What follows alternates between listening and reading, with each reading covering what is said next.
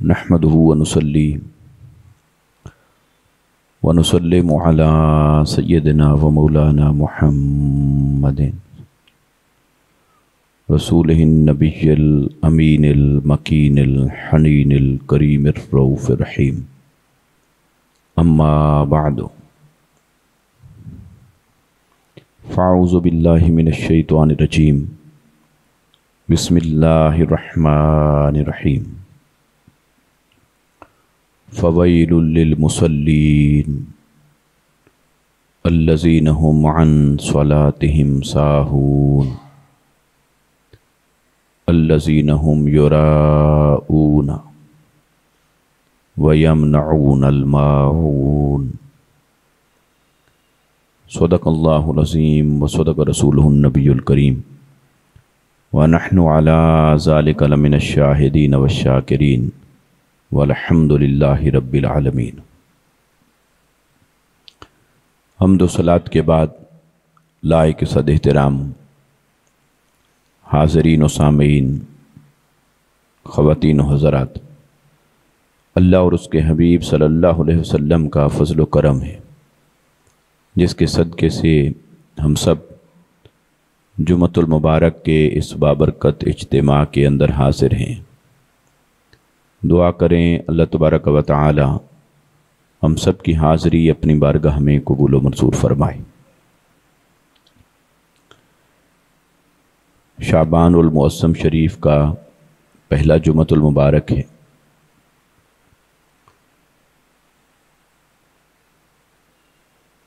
اور اس ماہ مبارک میں نے ارادہ کیا کہ اصلاح احوال پر کچھ گفتگو کی جائے، چونکہ آئندہ ماہ مبارک رمضان المبارک ہے اور آقا علیہ الصلوۃ والسلام ان تینوں مہینوں میں بڑے خاص اہتمام کے ساتھ اپنی عبادت کو بڑھا دیتے تھے۔ رجب شریف، پھر شعبان المعظم، پھر رمضان المبارک۔ اس لیے وہ دعا بھی ہے، اللہم بارک لنا فی رجب و شعبان، کہ اے ہمارے رب رجب میں ہمارے لیے برکت فرما، شعبان میں ہمارے لیے برکت فرما، وبلغنا رمضان، اور پھر ہمیں ان برکات کے ساتھ رمضان المبارک تک پہنچا۔ تو آقا علیہ الصلوۃ والسلام یہ دعا بھی فرماتے اور ان تینوں مہینوں کے اندر آپ کا اہتمام عبادت کا بہت نقطۂ کمال کو پہنچ جاتا۔ اور ان تینوں مہینوں کو اللہ رب العزت نے بڑی فضیلت عطا فرمائی۔ ان تینوں مہینوں کے اندر ایک ایک رات ہے اور اس رات کو اللہ رب العزت نے فضیلت عطا فرمائی۔ رجب کی رات وہ شب معراج ہے، 27ویں شب، اور شعبان کی وہ عظیم رات وہ شب برات ہے، لیلۃ النصف من شعبان، شعبان کی 15ویں کی رات۔ اور رمضان المبارک کو بھی اللہ رب العزت نے یوں تو ہر لمحہ بابرکت عطا فرمایا، مگر اس میں بھی ایک رات کو چھپایا جسے شب قدر کہا۔ تو اللہ رب العزت نے ان تینوں مہینوں کو ایک دوسرے کے ساتھ جوڑ کے رکھا ہے، تینوں مہینوں کو ایک دوسرے کے ساتھ جوڑ کے رکھا ہے۔ اور رجب شریف کو بھی فضیلت سے نوازا اور اسے ایک رات عطا فرمائی، شعبان کو بھی ایک فضیلت سے نوازا اور اسے بھی ایک بڑی نایاب رات عطا فرمائی، اور رمضان المبارک کو بھی یہی فضیلت بخشی اور اسے لیلۃ القدر عطا فرمائی، جس کے بارے میں حکم ہوا کہ خیر من الف شہر، کہ یہ 1000 مہینوں سے بہتر ہے۔ اور اسی طرح آقا علیہ الصلوۃ والسلام نے فرمایا کہ رجب میرا مہینہ ہے، شعبان اللہ کا مہینہ ہے، اور رمضان میری امت کا مہینہ ہے۔ تو لہٰذا ان تینوں مہینوں کے اندر بڑی خاص ایک نسبت پائی جاتی ہے۔ تو یہ جو ماہ مبارک شعبان المعظم شریف شروع ہوا، تو میں نے چاہا کہ کیوں نہ ایسا ہو کہ ہم اپنے ذہنوں کی تیاری کریں، اپنے دلوں کو تیار کریں، اپنے جسموں کو تیار کریں، اور آنے والے ماہ مبارک کی برکات سمیٹنے کے لیے اپنے تن اور من کو تیار کریں۔ اور آقا علیہ الصلوۃ والسلام اس ماہ مبارک میں کثرت کے ساتھ روزے رکھا کرتے تھے۔ آپ رات کا قیام بھی بڑھا دیتے اور روزے بھی بڑھا دیتے، ایسے ہی رجب شریف میں بھی۔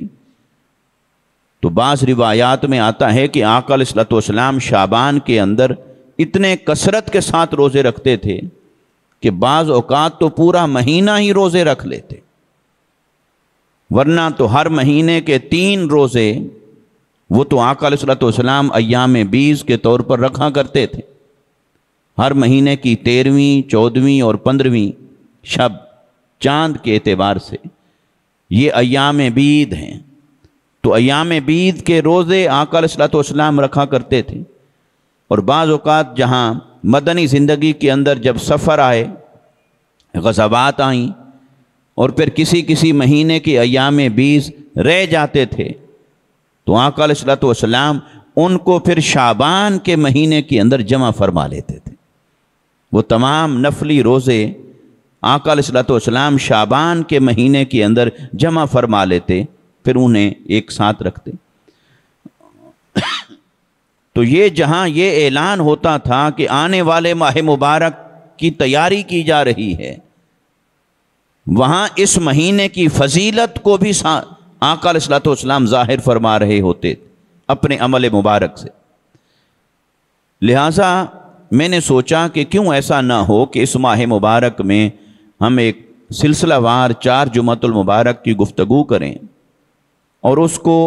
اصلاح احوال کے عنوان سے کیا جائے۔ تو اصلاح احوال میں در حقیقت اپنی تیاری مقصود ہے، اپنا احتساب مقصود ہے۔ اپنے آپ کا جائزہ لیں، اپنے عمل کا جائزہ لیں، اپنے کردار، سوچ اور فکر کا جائزہ لیں، اپنے ظاہر اور باطن کا جائزہ لیں، اور آنے والے ماہ مبارک کے لیے اپنے آپ کو تیار کریں۔ اور نیکیاں نہیں کر سکتے تو کم سے کم اپنے آپ کو اس توبہ کے لیے تو تیار کریں جس کے لیے اللہ رب العزت نے شب برات کی خصوصی فضیلت رکھی ہے، کہ جو نصف شعبان کی رات آنے والی ہے اس کو اللہ رب العزت نے سال بھر کے فیصلوں کے لیے منتخب فرمایا۔ وہ سال بھر کے فیصلے فرماتا ہے، تو لہٰذا اس رات اپنے آپ کو توبہ کے لیے تیار کریں، اور یوں پورا مہینہ اپنے آپ کو آنے والے رمضان المبارک اللہ کے مہمان کا استقبال کرنے اور اس کی برکتیں اور فضیلتیں سمیٹنے کے لیے اپنے آپ کو تیار کریں۔ تو لہٰذا اصلاح احوال اور اپنی تیاری کے لیے جس آج سب سے پہلے عنوان کا انتخاب کیا ہے وہ ہے ہم اور ہماری نمازیں، نمازوں کی بات کریں، کیونکہ آقا علیہ الصلوۃ والسلام نے ارشاد فرمایا کہ اول ما یحاسب بہ العبد الصلاۃ یوم القیامہ، او کما قال النبی صلی اللہ علیہ وسلم۔ آقا علیہ السلام نے فرمایا کہ قیامت کے دن بندے کا جو سب سے پہلا حساب لیا جائے گا، جس شے کا سب سے پہلا حساب لیا جائے گا قیامت کے دن، فرمایا وہ نماز ہے۔ اور اس کے ساتھ ہی آقا علیہ السلام نے ارشاد فرمایا اذا صالحت صالح کل شیء، کہ جب کسی کے نماز کا حساب ہو رہا ہوگا، فرمایا اگر کسی کی نماز ٹھیک نکلی تو امکان ہے کہ اس کا باقی حساب بھی ٹھیک نکلے گا۔ اور فرمایا وَإِذَا فَسَدَتْ فَسَدَ كُلُّ شَيْءٍ، اور اگر کسی کا نماز کا حساب بگڑ گیا تو پھر امکان اس بات کا ہے کہ پھر اس کی دین کا، ایمان کا، عمل کا باقی حساب بھی بگڑ جائے گا۔ تو کیونکہ نماز اس کا مرکز اور محور ہے، نماز ایک ایسی عبادت ہے جو فرض عین کا درجہ رکھتی ہے۔ یوں تو اللہ رب العزت نے باقی 3 عبادات کو بھی یہی درجہ عطا فرمایا ہے، جن میں روزہ ہے، پھر حج ہے، پھر زکوٰۃ ہے۔ تو لہٰذا نماز ان میں اس اعتبار سے برتر اور افضل و اعلیٰ ہے کہ ایک تو زکوٰۃ کو دیکھیں تو ہر ایک پر نہیں، صرف مالدار پر اور صاحب نصاب پر ہے، وہ بھی سال میں 1 دفعہ ہے۔ حج کو دیکھیں تو وہ بھی صاحب استطاعت اور صاحب حیثیت پر ہے، وہ پھر زندگی میں 1 بار ہے۔ اور اگر روزے کو دیکھیں تو وہ بھی سال میں 1 ماہ مبارک، آنے والا ماہ مبارک ہے، اور اس میں بھی اللہ رب العزت نے چھوٹ دی۔ جو ایسے بوڑھے ہیں رکھ ہی نہیں سکتے، استطاعت نہیں رکھتے، کسی ایسے مرض میں مبتلا ہیں نہیں رکھ سکتے، مسافر کو بھی کہا قضا کر لیں، بعد میں رکھ لیں، تو گویا اس میں بھی ریلیکسیشن رکھی ہے، نرمی کی کچھ صورتیں نکل آتی۔ لیکن نماز کے اندر اللہ رب العزت نے کسی کے لیے کوئی نرمی نہیں رکھی۔ نماز کی فرضیت کا عالم یہ ہے کہ اس کو ہر حال میں ہر ایک پر فرض فرمایا، یعنی چاہے وہ مریض ہے یا صحت مند ہے، ہر حال میں نماز فرض ہے۔ ہاں کھڑے نہیں ہو سکتا تو بیٹھ کے پڑھے، پوری طرح سجدہ اور رکوع نہیں کر سکتا اشارے سے پڑھے، بیٹھ کے بھی ادا نہیں کر سکتا لیٹ کے پڑھے، اشارے سے کرے، مگر اسے معاف نہیں کیا جب تک کہ انسان ہوش و حواس کے اندر ہے۔ اور اسی طرح اس میں مسافر اور مقیم کا بھی فرق نہیں رکھا، اتنا نرمی ضرور فرمائی کہ مسافر کے لیے نماز کو تھوڑا کم کر دیا، قصر کی صورت میں فرض جو 4 فرض تھے اسے آدھا کر دیا، جو 3 ہیں وہ 3 رہیں گے، جو 2 ہیں وہ 2 رہیں گے، تو 4 کو آدھا کر دیا۔ تو گویا اس میں یہ نرمی تو رکھی، مگر یہ نرمی نہیں رکھی کہ اسے معاف کر دیا جائے، اور یہ نرمی بھی رکھ دی کہ اس کے وقت کو جمع کیا جا سکتا ہے، یعنی ظہر اور عصر کی نماز ایسے درمیان کے وقت میں ادا کی جائے کہ ظہر ختم ہونے سے پہلے ادا ہو جائے اور عصر شروع ہوتے ہی ادا ہو جائے۔ تو اس طرح نمازوں کو جمع کرنے کی رخصت رکھی، نرمی رکھی۔ ایسے مغرب اور عشاء کو جمع کرنے کی نرمی رکھ دی کہ مغرب کو آخر وقت تک ڈیلے کر لیا جائے، کوئی سفر میں ہے، اور ایسے وقت میں رکے کہ مغرب ختم ہونے سے پہلے ادا ہو جائے اور عشاء شروع ہوتے ہی ادا ہو جائے۔ تو گویا کہ وقت کی تھوڑی سی گنجائش رکھی، رکعتیں کم کر دیں، مگر نماز کسی کو معاف نہیں فرمائی۔ اور آقا علیہ الصلوۃ والسلام نے نماز کس اہتمام کے ساتھ ادا فرمائی، تو آقا علیہ الصلوۃ والسلام نے فرمایا کہ یہ جو نماز ہے، اگر اس کا حساب قیامت کے دن کسی کا درست نکلے گا تو پھر باقی بھی تمام حساب امید ہے کہ درست نکلے گا، اور اگر اس کا حساب کسی کا ٹھیک نہیں نکلا تو پھر باقی حساب کی بھی کوئی گارنٹی نہیں ہے۔ وجہ یہ ہے کہ نماز انسان کے دین کو درست کر دیتی۔ اگر کوئی شخص نماز کی پابندی اپنی زندگی میں اپنا لیتا ہے تو نماز اٹ سیلف بذات خود ایک تذکیر ہے، نماز خود ایک نصیحت ہے، نماز خود ایک مرشد ہے، نماز خود ایک ہادی ہے، نماز خود انسان کو ہاتھ پکڑ کر صراط مستقیم پر چلائے رکھتی۔ اس لیے اللہ رب العزت نے ارشاد فرمایا ان الصلاۃ تنہی عن الفحشاء والمنکر، کہ بے شک نماز فحاشی سے روکتی ہے، برائی سے روکتی ہے، مگر وہ نماز جس نماز کو نماز بنا کر پڑھا جائے، نماز طاقتور ہو پھر روکتی، کیونکہ روکنے میں طاقت تو چاہیے نا، تو اگر نماز ہی کمزور ہے تو وہ کیسے روکے گی؟ تو نماز طاقتور ہو، تو نماز طاقتور کیسے ہوتی ہے اس کا ہم ذکر کریں گے ابھی اختتام کی طرف جب آئیں گے۔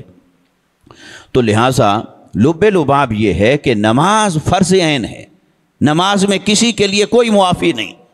تو جب آقا علیہ الصلوۃ والسلام نے خود نماز کو اہتمام کے ساتھ ادا فرمایا، بلکہ آقا علیہ الصلوۃ والسلام کے لیے تو اللہ رب العزت نے ایک اضافی نماز کو فرض قرار دے دیا، امت کے لیے 5 نمازیں رکھیں،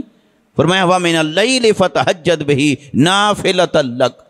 اے حبیب صلی اللہ علیہ وسلم، آپ کے لیے اضافی طور پر ایک نماز ہے، وہ نماز تہجد ہے، آپ وہ بھی ادا کیا کریں۔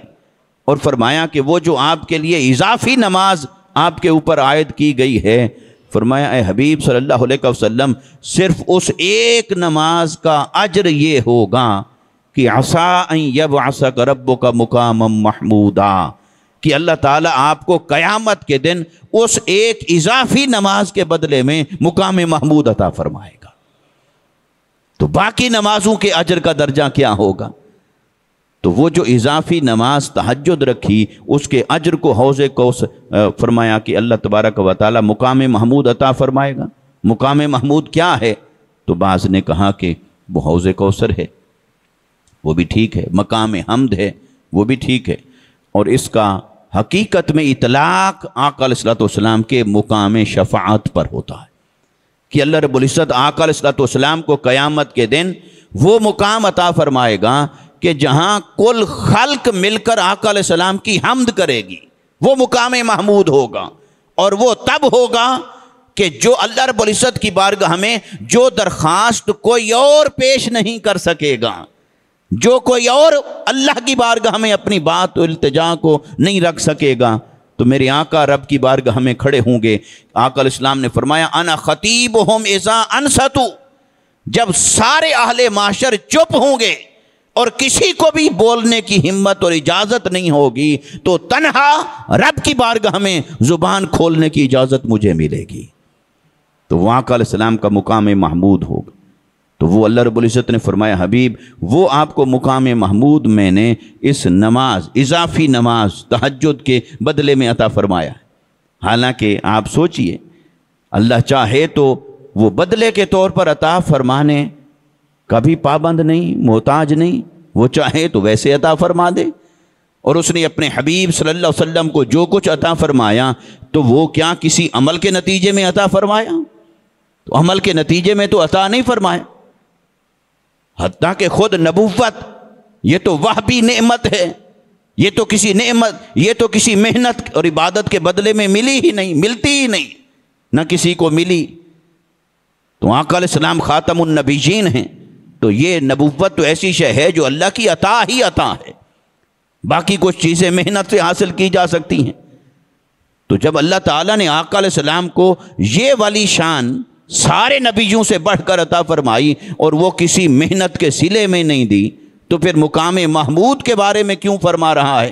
کہ حبیب صلی اللہ علیہ وسلم یہ آپ محنت کریں، مشقت کریں، اٹھیں، راتوں کو قیام فرمائیں، کیونکہ آپ کا رب اس کے بدلے میں آپ کو مقام محمود عطا فرمائے گا۔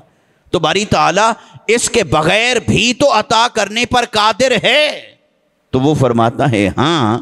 قادر ہوں، اور میں نے ایسی بے شمار عطائیں کی ہیں، لیکن یہ تمہارے لیے سبق ہے کہ اگر رب کی عطاؤں کو پانا چاہتے ہو تو اس کا راستہ سجدہ ہے، سجدے کے راستے سے آؤ، رکوع اور قیام کی گلی سے گزر کے آؤ، اللہ کی عبادت اور بندگی سے گزر کے آؤ۔ جسے اللہ کا قرب چاہیے تو اللہ نے اپنے قرب کو صلاۃ کے اندر رکھا۔ اس لیے صلاۃ کے لغوی معنی پر جب ہم غور کریں گے، صلاۃ نماز، تو عربی لغت کے اعتبار سے صلاۃ کے معنی میں سے ایک معنی ہے قرب، پہنچ جانا، پا لینا، قرب۔ جیسے قرآن نے کہا سَيَصْلَىٰ نَارًا ذَاتَ لَهَبٍ وَامْرَأَتُهُ، وہ پہنچ جائیں گے، قریب کر دیے جائیں گے، ملا دیے جائیں گے آگ کے۔ ابو لہب کا ذکر آیا۔ تو جو کسی جگہ پہنچ جائے اور اس کے قریب ہو جائے، مل جائے، اس کے لیے سیصلہ یہ لفظ ورب کے طور پر استعمال فرمایا۔ تو صلاۃ کے اندر معنی قرب کا پایا جاتا۔ تو اللہ رب العزت نے نماز کو صلاۃ کا عنوان دیا تاکہ اس لفظ کے اندر ایک میسج جاتا رہے وہ میسج یہ ہے کہ اے بندے، اگر اللہ تک پہنچنا چاہتا ہے تو اس کا راستہ صلاۃ ہے، رب کے قرب کو حاصل کرنا چاہتا ہے تو اس کا راستہ بھی صلاۃ ہے، نماز ہے۔ اور پھر جو آقا علیہ الصلوۃ والسلام پر درود پڑھتے ہیں اس کو بھی اللہ نے صلاۃ کہا، وہ بھی صلاۃ۔ تو وہ صلاۃ اس لیے کہا کہ رب کا قرب چاہیے تو یہ صلاۃ ہے، اور مصطفیٰ کا قرب چاہیے تو پھر وہ صلاۃ ہے۔ مگر اللہ کا قرب بھی ایک صلاۃ کے ذریعے سے ہے، اور مصطفیٰ صلی اللہ علیہ وسلم کا قرب بھی ایک صلاۃ کے ذریعے سے ہے۔ تو یہ بھی صلاۃ ہے، وہ بھی صلاۃ ہے۔ فرق صرف اتنا ہے، اس صلاۃ، اپنی صلاۃ کو اللہ نے وقت کی قید میں رکھ دیا، فجر، ظہر، عصر، مغرب، عشاء، اور وہ جو صلاۃ بارگاہ مصطفیٰ میں بھیجنی تھی اسے اللہ نے ہر قید سے آزاد کر دیا۔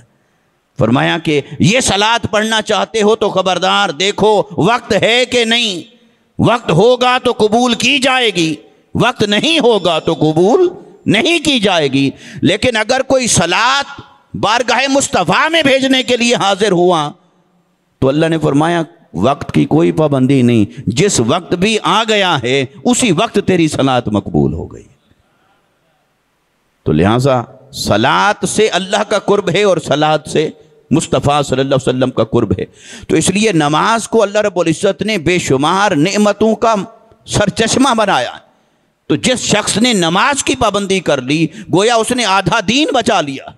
آدھے دین کی حفاظت کر لی جس نے اپنے نماز کی پابندی کر لی۔ کیونکہ جب نماز پڑھے گا تو نماز اسے باوضو رکھے گی، وضو کرے گا تو طہارت اسے نصیب ہوگی، اور نماز پڑھے گا، مسجد میں آئے گا تو جتنی دیر نماز میں مشغول ہوا اتنی دیر تو کسی شر سے، فساد سے، برائی سے محفوظ ہو گیا، اور پھر نماز ادا کرے گا تو اللہ رب العزت نے اس انسان کے اندر ایک ایسا آئینہ لگایا ہے کہ وہ اسے جگاتا رہتا ہے، کچھ دکھاتا رہتا ہے، تو انسان کو غفلت سے بیدار کرتا رہتا ہے۔ تو نماز کی پابندی کرے گا تو کسی وقت اس کو دل کے اندر القاء ہو جائے گا نصیحت کا، تو نصیحت کا ہو جائے گا تو پھر تقویٰ کی راہ پہ چل پڑتا ہے۔ اس لیے نماز کو آقا علیہ الصلوۃ والسلام نے ہر حال میں ہر ایک کے لیے لازم قرار دیا، اور بچوں کے لیے بھی آقا علیہ الصلوۃ والسلام نے حکم دیا کہ ان کو 7 سال کے ہو جائیں تو انہیں نماز کی تلقین کریں،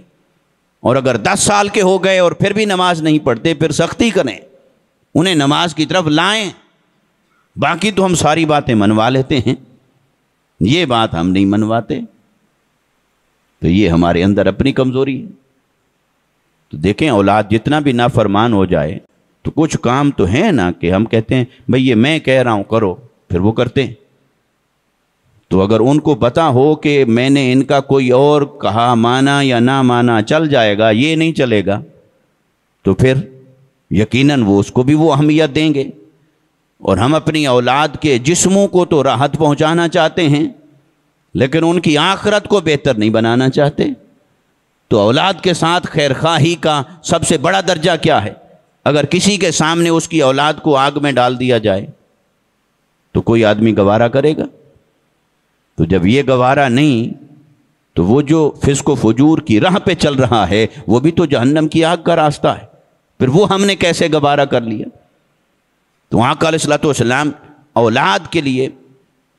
اور ابھی یہ پچھلے دنوں واقعہ ہوا، کتنی بد نصیبی کی بات ہے، بچی کو، بیٹی کو ایک نوجوان نے جذباتی ہو کر شہید کر دیا، یعنی زمانہ جاہلیت کی اس مثال کو زندہ کر دی۔ حالانکہ آج میڈیکل سائنس اس بات کو پروو کر چکی ہے کہ بیٹی ہوگی یا بیٹا ہوگا یہ تو مرد کے اوپر ڈیپینڈ کرتا ہے، یہ عورت کے اوپر ڈیپینڈ ہی نہیں کرتا ہے، مرد کے اوپر ڈیپینڈ کرتا ہے کہ بیٹا ہوگا یا بیٹی ہوگی، اور بیٹی ہو یا بیٹا ہو اللہ کی نعمت ہے۔ تو یہ ہمارے معاشرے کے اندر جہالت ہے، اس جہالت کی وجہ سے یہ مسائل ہیں۔ پھر قانون نہیں، ہر کوئی آزاد ہے، اسے پتہ ہے جو کر لیا کون پوچھے گا۔ تو لہٰذا اس تمام چیزوں کی اصلاح ضروری ہے، مگر اولادوں کو دین کی طرف لانا ضروری ہے، دین کی طرف، تربیت کی طرف راغب کرنا ضروری ہے۔ اچھا، پھر ایک بڑی تلخ بات ہے مگر ہے حقیقت، ہم میں سے ہر کوئی چاہتا ہے میری اولاد نیک ہو جائے، چاہتا ہے کہ نہیں؟ باتیں تھوڑا آج اصلاح احوال کی ہیں، وہ نعرے والی نہیں ہیں، سمجھنے والی ہیں۔ ہم میں سے ہر کوئی چاہتا ہے کہ ہماری اولاد نیک ہو جائے،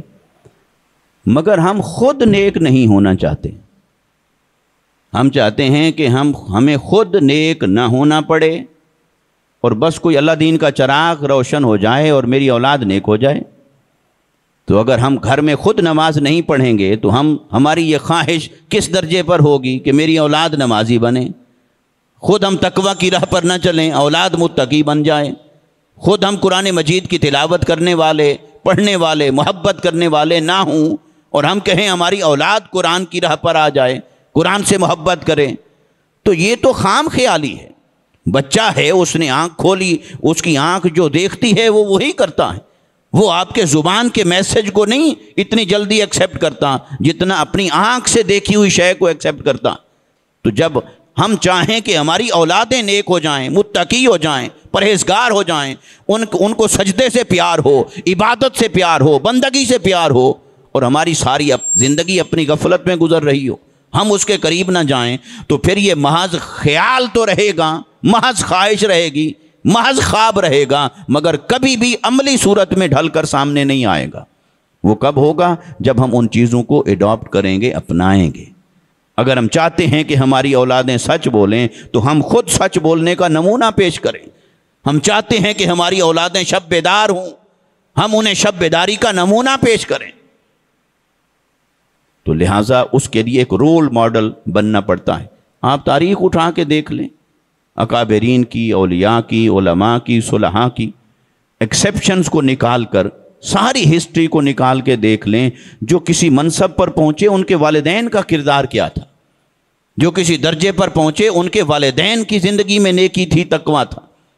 اس لیے والدین کا بہت بڑا اثر ہوتا ہے اولاد کے اوپر۔ تو اصلاح احوال کے ضمن میں اگر ہم اپنی نمازوں کا سوچیں تو نمازوں کو درست کرنا یہ گھر کے سربراہ کی ذمہ داری ہے۔ آقا علیہ السلام نے فرمایا کلکم راعٍ وکلکم مسئول عن رعیتہ، تم میں سے ہر کوئی کسی نہ کسی درجے پر ایک حکمران ہے، حاکم ہے، اور اسے اس کی رعایا کے بارے میں پوچھا جائے گا۔ لہٰذا گھر کا جو سربراہ ہے اس سے پوچھا جائے گا اس کے گھر کے بارے میں، اسے اپنا بھی حساب دینا ہے، اور جو اس کے انڈر ہیں، اس کی سپرویژن میں ہیں، جو جس فیملی کو وہ ہیڈ کرتا ہے، اس فیملی کے جو افراد ہیں اس سے ان کی بھی پوچھ گچھ کی جائے گی کہ تیرے سامنے یہ ہو رہا تھا، باقی چیزیں تو آپ کروا لیتے تھے، تو کیا اللہ کی فرما برداری پر آپ کو کبھی غیرت نہیں آئی؟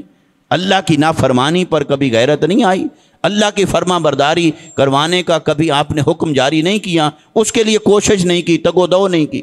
اس لیے ضروری ہے کہ ہم جہاں گھر کی سربراہی کے دیگر فرائض سر انجام دیتے ہیں، وہاں اس دینی فرض کو بھی سب سے پرائرٹی پر، پہلے درجے پر لے کر آئیں کہ میرے گھر میں، میری چار دیواری کے اندر دینی ماحول کیا ہے،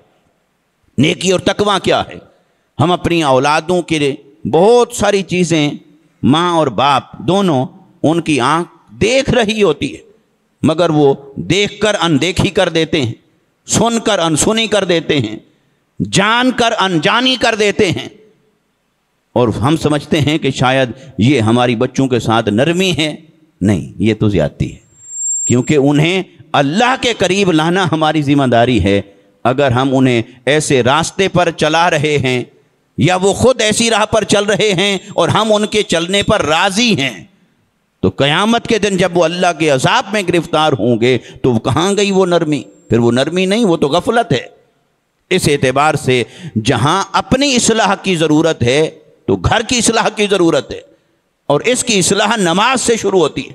جس گھر کے اندر نماز کی پابندی ہوگی، قرآن کی پابندی ہوگی،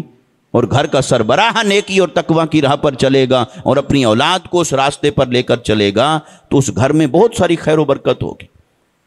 تو آقا علیہ السلام نے اس کی کئی اعتبارات سے ہمیں ترغیب دی۔ آقا علیہ السلام نے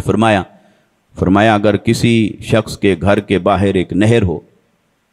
اور اس میں پانی رواں دواں رہتا، اور وہ صبح اٹھے تو نہا لے، دوپہر کو بھی نہا لے،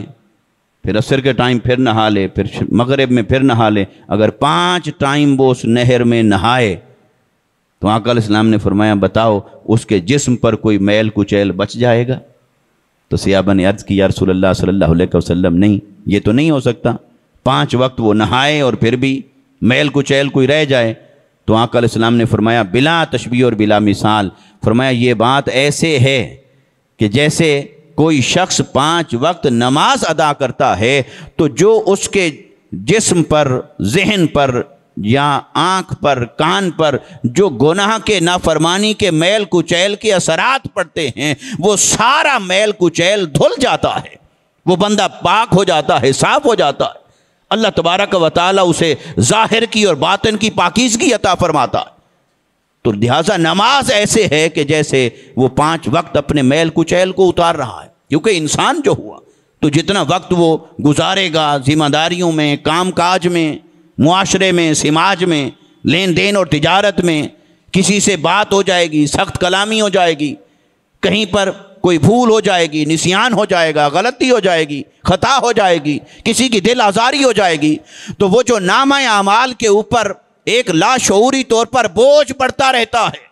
نامہ اعمال کے اندر انجانے میں گناہ داخل ہوتے رہتے، تو اس نماز کے ذریعے سے وہ دھل جاتے، نماز ان کا کفارہ بن جاتی۔ تو جب انسان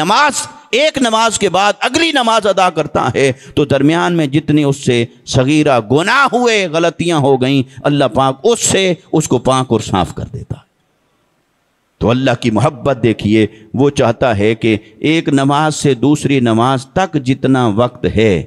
اتنا وقت بھی میرے بندے پر کسی گناہ کا میل نہ رہے۔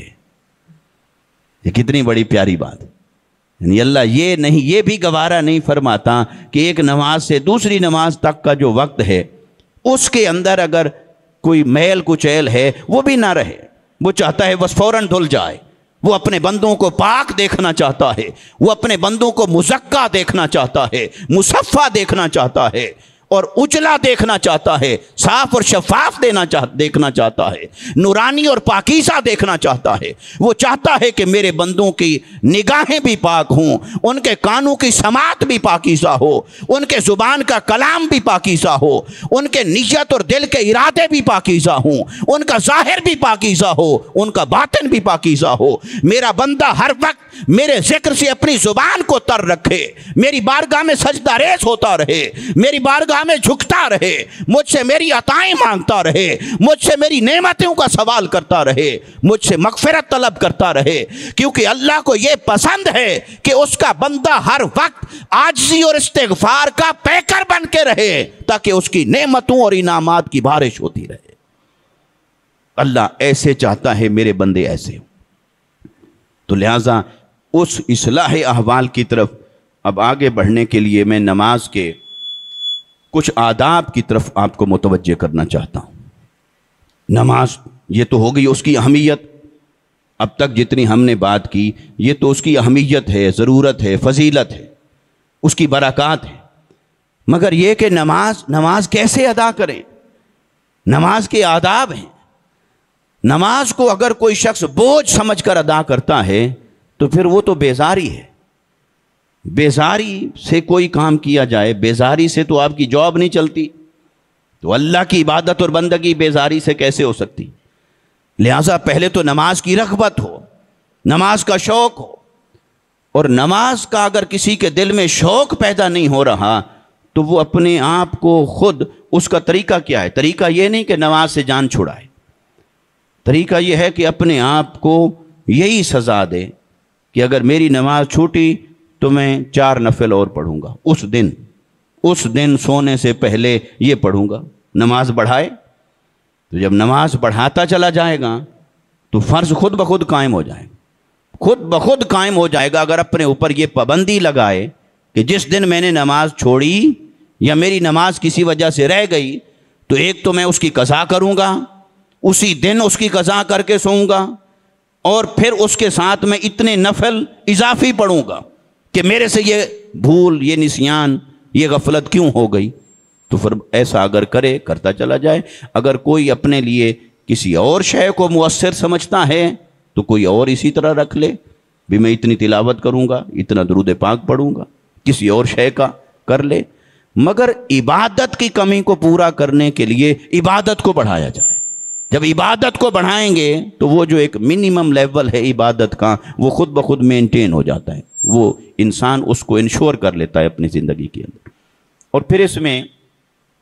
نمازوں کے اندر یقیناً جماعت کے ساتھ بھی پڑھنی چاہیے، جماعت کے ساتھ پڑھنے میں فضیلت ہے، اجر ہے، ثواب ہے۔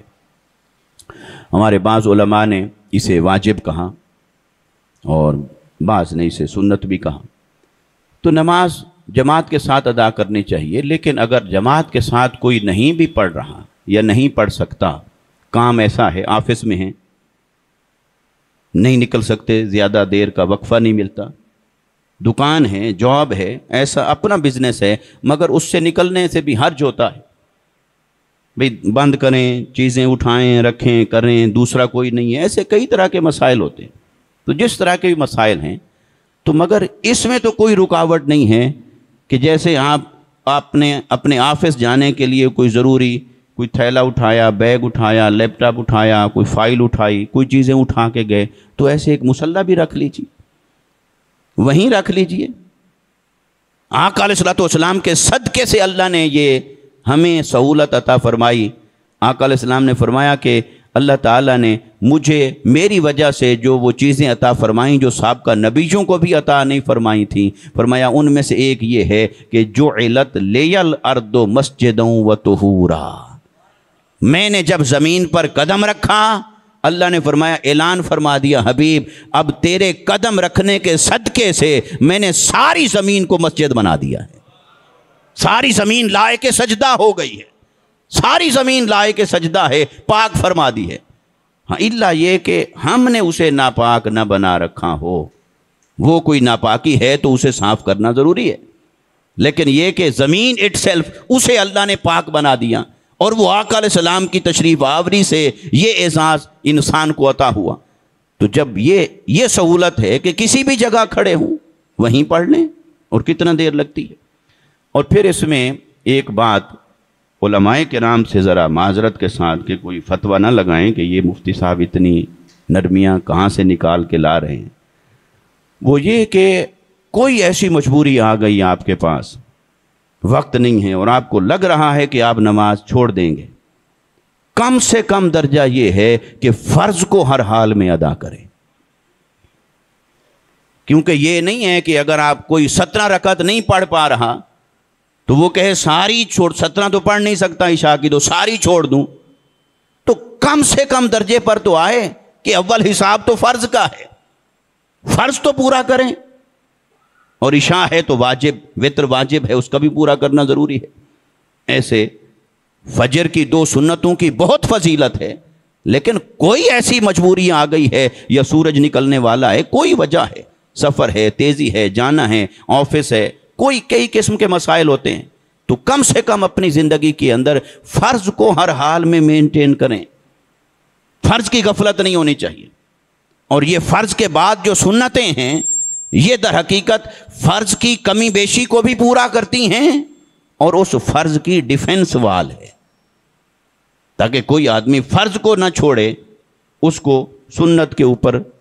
رکھا کہ سنتیں پڑھو۔ اسی طرح سنتوں کی جو ڈیفنس وال ہے وہ نفل ہے، یعنی فرض ادا کرتے ہوئے کوئی کمی بیشی ہو گئی تو وہ بھی سنت سے پوری ہوگی، سنت پڑھتے ہوئے کمی بیشی ہو گئی تو نفل سے پوری ہوگی، تو یہ کمپنسیشن بھی ہے اور ڈیفنس وال بھی ہے۔ ڈیفنس وال اس طرح سے ہے کہ اگر کوئی شخص نفل چھوڑ دیتا ہے، عادت بنا لیتا ہے، چھوڑ دیتا ہے، ٹائم ہے، پھر بھی کہتا ہے جی نہیں ضروری تو نہیں ہے، ہاں ٹھیک ہے یہ بات، ضروری تو نہیں، نفل تو کہتے ہی اسی کو ہیں جو ضروری نہ ہو، اسی کو نفل کہتے ہیں، وہ ضروری تو نہیں ہے، لیکن وہ ضروری نہیں، لیکن جب اس میں رغبت رہے گی آپ کی تو آپ کبھی سنتیں نہیں چھوڑیں گے۔ یعنی جو شخص نفل سے دل لگ جائے گا نا، ایک تو ہے نا کسی شے کو چھوڑ دیتے ہیں، اسے اگنور کرتے ہیں، اس کی اہمیت ذہنوں میں آہستہ آہستہ کم ہونا شروع ہو جاتی ہے، وہ سائیکولوجیکلی اس چیز کی امپورٹنس ختم ہو جاتی ہے انسان کے زندگی سے اور اس کے ذہن سے۔ اور اگر نفل کا اہتمام کرتا رہے گا، پڑھتا رہے گا، تو نفل کی اہمیت سے، چونکہ سنت کی اہمیت زیادہ ہے، تو جب وہ اپنے آپ کو نفل کا عادی بنا چکا ہے، نفل کی طرف راغب ہو چکا ہے، تو سنت کا چھوڑنا اس کے لیے بھاری ہو جاتا ہے، پھر وہ سنت کو نہیں چھوڑ پائے گا آسانی سے، تو پھر وہ سنت کی ڈیفنس وال بن جاتی ہے۔ اور جو آدمی پھر سنتوں کے بارے میں اتنا کیئرفل ہو جائے، اتنا محتاط ہو جائے، ان کو اس سے پیار ہو کہ یہ بھی میں نہیں چھوڑوں گا کبھی، تو پھر وہ فرض کو کیسے چھوڑے گا؟ اگر سنتوں سے اس قدر دل لگ جائے تو فرض کو بھی نہیں چھوڑے گا۔ اس لیے یہ ایک دوسرے کو سپورٹ بھی کرتی ہیں، کمپنسیٹ بھی کرتے ہیں، اس کو ڈیفینڈ بھی کرتے ہیں۔ اس کے تو رکعتوں کے اعتبار سے کئی لوگ مسئلہ بنا کے بیٹھے ہوتے ہیں، بھئی یہ کئی سوال، بھی نفل کب سے شروع ہوئی؟ بھئی جب بھی شروع ہوئی، بے شک بعد میں شروع ہوئی، مگر نفل اٹ سیلف آقا علیہ الصلوۃ والسلام کتنی نوافل ادا فرماتے تھے۔ اور ہوا یہ کہ آقا علیہ الصلوۃ والسلام نے تو عبادت کی ایسی کثرت دکھائی اپنی سیرت میں کہ صحابہ کرام راتوں کو قیام کرتے۔ قرآن کہتا ہے والذین یبیتون لربہم سجدا وقیاما، فرمایا میرے بندے ایسے بھی ہیں جو ساری ساری رات بیت جاتی ہے سجدے کے اندر، قیام کے اندر۔ تو وہ تھے۔ تو جب ہمارے اکابرین اور علماء نے دیکھا کہ نمازوں میں غفلت آ رہی ہے، کہ وہ رات کو 12 رکعت قیام اللیل ادا کرتے تھے، تہجد ادا کرتے تھے، پھر فجر کے بعد سورج طلوع ہونے کے بعد اشراق کے نوافل پڑھیں، پھر چاشت کے نوافل پڑھیں، پھر مغرب کے بعد اوابین کے نوافل پڑھیں، عشاء کے بعد قیام اللیل ہو، پھر تہجد ہو فجر سے پہلے، تو وہ تو سارے ان کا وقت ہی نماز کے اندر گزرتا تھا، سجدے رکوع اور قیام کے اندر اللہ کے ذکر میں گزرتا تھا۔ تو جب اس میں کمی اور غفلت آنے لگی اور نفل کا یوں سمجھیں کہ نفل کی عادت ہی چھوٹنے لگی، اس کا کلچر ہی معدوم ہونے لگا، تو پھر علماء کرام فقہاء اور اکابرین نے سوچا چلو ایسا کرو 2 نفل تو ہر نماز میں تھوڑے تھوڑے ڈال دیے جائیں، یہ تو پڑھیں چلو کم سے کم۔ لیکن اگر آج کوئی نہیں پڑھنا چاہتا نہ پڑھے، لیکن اس کی افادیت سے انکار نہیں کر سکتے، اس کے اثرات سے انکار نہیں کر سکتے، وہ عبادت اور بندگی ہے اور اس کے اندر اللہ نے کتنی برکات رکھی ہیں، اس سے انکار نہیں کر سکتے۔ تو لہٰذا نمازوں کی رکعت اور ان چیزوں میں بہت سارے لوگ الجھے ہوتے ہیں، اس سے نکل آئیے، یہ اللہ کی عبادت اور بندگی ہے۔ لہٰذا کم سے کم درجہ یہ ہے کہ فرض کی پابندی کریں، پھر فرض کی پابندی پر جب آپ قائم ہو جائیں تو پھر سنت مؤکدہ کی پابندی کو لازم کریں، پھر سنت مؤکدہ کی پابندی کے ساتھ پھر سنت غیر مؤکدہ کی طرف راغب ہو جائیں، پھر سنت غیر مؤکدہ جب طبیعت میں رچ بس جائے تو پھر نفل کی طرف راغب ہو جائیں، تاکہ وہ بھی ہمارے مزاج کا، طبیعت کا، ایمان اور دین کا حصہ بن جائے، اسے پڑھنا ہمارے لیے مشکل نہ رہے۔ اور پھر نماز کے ظاہری ان تقاضوں کے ساتھ پھر اس کے باطنی تقاضے اور آداب ہیں۔